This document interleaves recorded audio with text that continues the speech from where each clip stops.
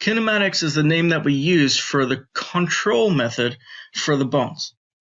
And we already had a control method built in. So when we actually build bones and we create skeletons, we actually have one built in, and that is called forward kinematics. And actually, this is way easier to explain if I show you as I explain it. So let's go into 3ds Max, and let's jump into a left viewport, and I want to go and create some bones. So I'm going to come up to the animation menu and down to the bone tools. Again, I could have come across and used the systems tab, but I don't like it. That's just a personal preference. So let's create some bones, and I'm going to click just here, just a few bones, and I'm going to right click, end the creation process, and right click and end the tool. Jump back over into a perspective viewport, and I'm actually going to grab these, and I'm going to hold down shift, and I'm going to duplicate this one across here, and I'll just copy, and that's okay. And I'm going to do it across here as well. Okay, cool. So with that done, I'm going to show you the 3 different methods we have for kinematics and control. The first way is built in. We work from the top of the chain down over, and we can rotate each of the bones separately as we go, and they affect their children. This is called forward kinematics, and forward being we work from top to bottom. And it seems pretty logical to me, and I hope it's pretty logical to you guys as well, that we rotate this and the children come along within the hierarchy. Now, we have another control method, and that is called inverse kinematics. Now, we have forward kinematics here, and now we want to make this inverse kinematics on this one. And inverse means that we work from the bottom to the top. And let me show you how to set this up. We grab the top bone here, we come up to animation, we go down to IK solvers, and we click on high solver. There's a number of other solvers in here, but let's just focus on high solver for now, which is the history independent solver. We click on this, we get a dotted line, and we click the very bottom bone. Now with that, we get this IK chain. This is an inverse kinematics chain, and we can no longer come in here and rotate these bones around. So like with forward kinematics, we can rotate these and the children come along. What we're actually going to do here is the bottom child, we're going to move it, and the computer is going to calculate the rotation that we need for these bones to put it in place. And let's just move, and you can see these bones are rotating. And as we move this, when we move the IK handle, the bones rotate, and this is just inverse kinematics. It's a different way of controlling the articulation of these bones. The final way of doing it is called spline IK.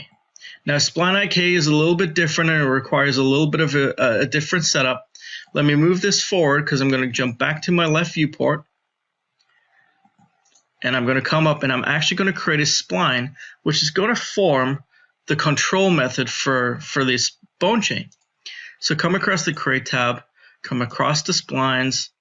I'm going to choose the line tool, and I'm actually going to turn on snapping so that I snap to the bones. I'm going to click here, I'm going to click here, and I'm just clicking at every single bone, and this end one as well.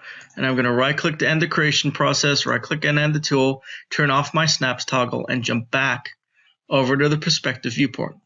Now the spline doesn't do anything right now. It's not actually going to affect or control these bones because we need to add in the IK. So again, I come across, I click the top bone in the chain, I come up to animation, down to IK solvers, and you can see right at the bottom here we have the spline IK solver. So I'm going to click on this. You can see the dotted line appears just like it did for the IK. I'm going to choose the bottom bone. And once I've clicked there, you'll notice it's created the IK handle, but I have another dotted line. This is now asking, hey, I created some IK, but where is the spline that you want me to use as the control? And we've already created the spline, which is sitting inside of here. So if I click on this, you can see it's highlighting already. So let's click on it. And boom, we get all of these little boxes, these little dummy objects sitting around each one of the CVs of the spline that we created. Each vertex of the spline we create, we get a little box. So, like the IK, you would think you could come in here and move the IK handle, but nope, that's not available.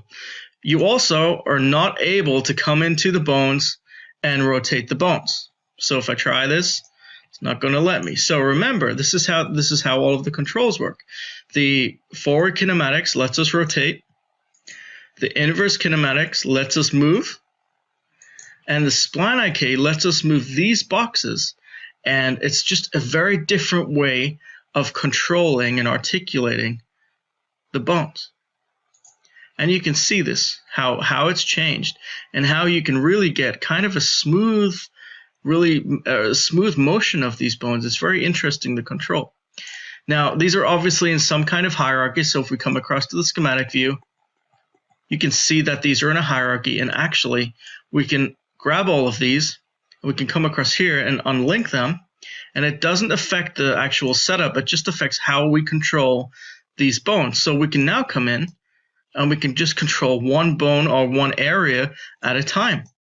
So there's a lot of control in the spline IK system, but you can see that endpoint pops and goes a little bit crazy at times. So it's an interesting control method that you have to understand how it works to really get the best movement from it.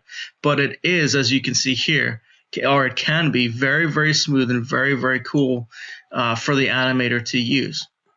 So these are the three kinds of controls that we have inside of 3ds Max. These are the kinematics. So we have on the farthest left, we have forward kinematics, we have inverse kinematics, and we have spline IK.